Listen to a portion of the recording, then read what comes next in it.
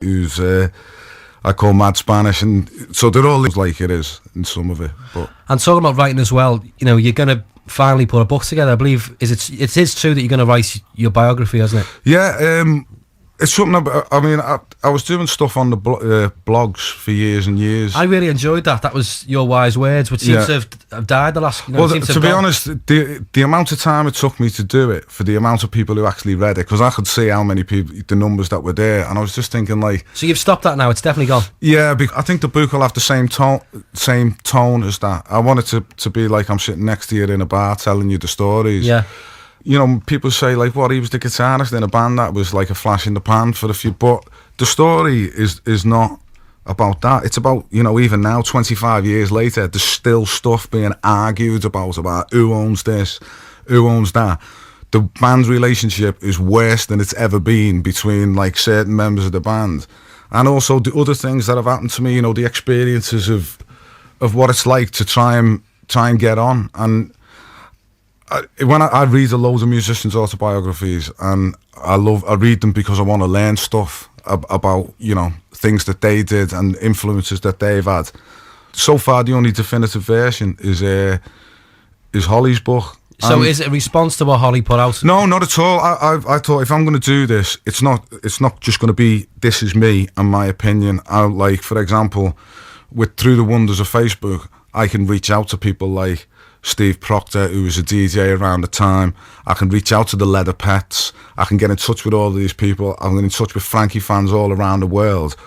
And I remember reading David Crosby's autobiography, and it would be his version of events, and on the next page there'd be a paragraph from the person who was also there at the time. Because I think if I'm going to do it, I'm not out to slaughter anyone, or there's no point, you know what I mean? There was so many good things and so many fun times that, yeah, there's pain. There was times when the whole thing was a bit of a pain, completely outweighed by the positives. You mentioned there before about the band relationships between, you know, the 5 years, but well, you know, you're on the subject of Frankie now. What is bad between you? Just all don't get on now, because there was one point when you got back together for VH1, the reunited thing, and I thought maybe, I haven't watched the programme, I know it was a big TV setup, but I thought maybe that might bring you together. Is it basically gone downhill since then? Yeah, because, and largely due to the fact that Reformation happened, because I didn't want to do it and Holly didn't want to do it. I didn't want to do it because to be honest, I wasn't that keen on doing it anyway, and the only reason I would have contemplated doing it if Holly would have done it. He didn't want to do it. I'm not interested. And then this thing turned into ZTT getting involved again with Mark, Ped and Paul, and let's find them, we'll have bands reunited too and let's find another singer. And then you had the Trevor Horn gig, didn't you, where they got another singer to do, and you didn't play and Holly didn't play. I watched it. I was in the crowd. Yeah, I've got a really funny story about that, actually, because I've always been on speaking terms with Ped, and I could have got a ticket from Ped, and I thought, well, really, I don't want to ask Ped for the ticket, because then I'm going to be sitting with a loads of people who I'll know, who are associated with the band, and I just want to go like a fan. So a mate of mine applied for 2 tickets for me. He got me 2. I think you have to make a donation because it's for the Prince's Trust. On the same night, I played in a pub up the road at 6 o'clock, and I was thinking there's going to be loads of Frankie fans, loads who I know through various forums and that. So I went to this Irish pub up the road and said, can I come and play it on whatever November at 6:30? And he's gone, yeah, sounds as a pound. And we played on the Yockey, me and the other 3 guys in the band, and it was amazing. All the fans were loving it, you know, because they were like, it was like sitting in the beehive or something, watching the band play. So when I got into the gig, and I've tried to be like as incognito as possible, I go to my seat, and I've invited one of these Frankie fans. I said, I've got a spare ticket here. None of my mates are that keen on going. I said, so someone can come with me. And this Frankie fan come with me, and we've gone in and sat down. And I turned round, and who's sitting behind me? Ped's dad. Like, of all the seats in the whole arena, I was sitting at Wembley Arena. I turned around, all right. He said, what are you doing? You should be up there with them.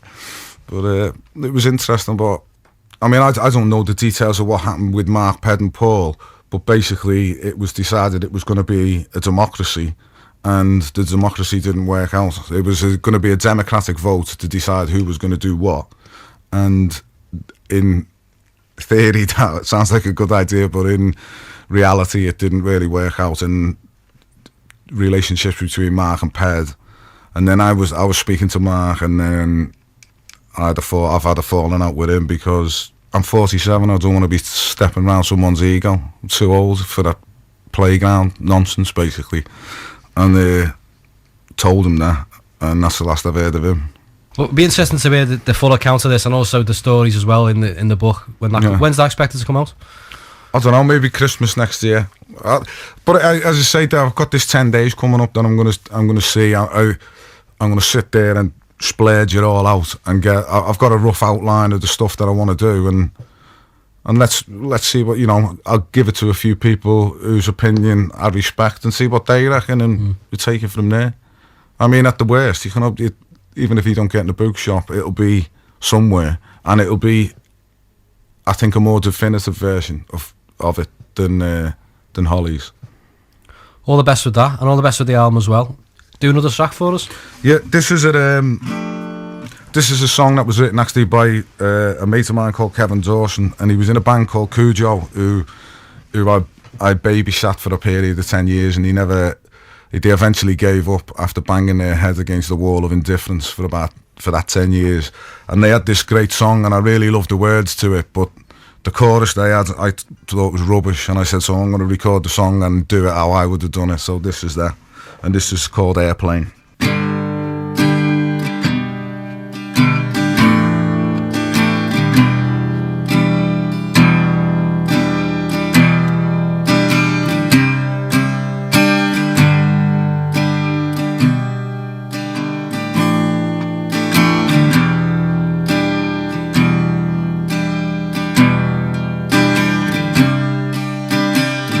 Down your coffee cup, head for your job. 'Cause time's getting on, and the boss can remember your name. It's all going wrong. It's all going wrong.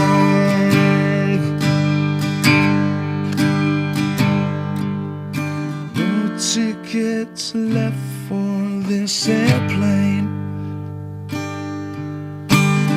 Isn't a space there for me? It looks like I'm making my own way.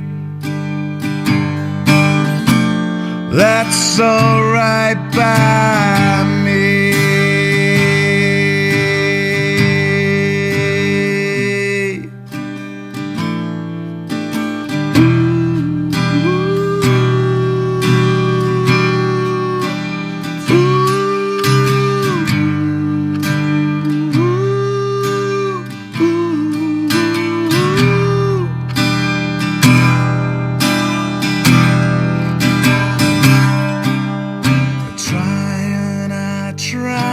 Until you knock me down, but I'll get back up, won't stop till I've conquered the world. It's all going wrong. It's all going wrong.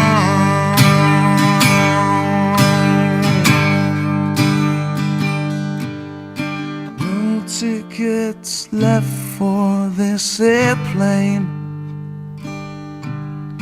Isn't a space there for me? Looks like I'm making my own way. That's alright by me. That's alright by me.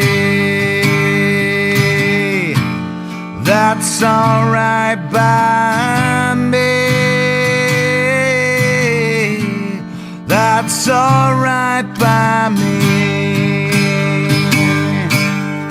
No tickets left for this airplane.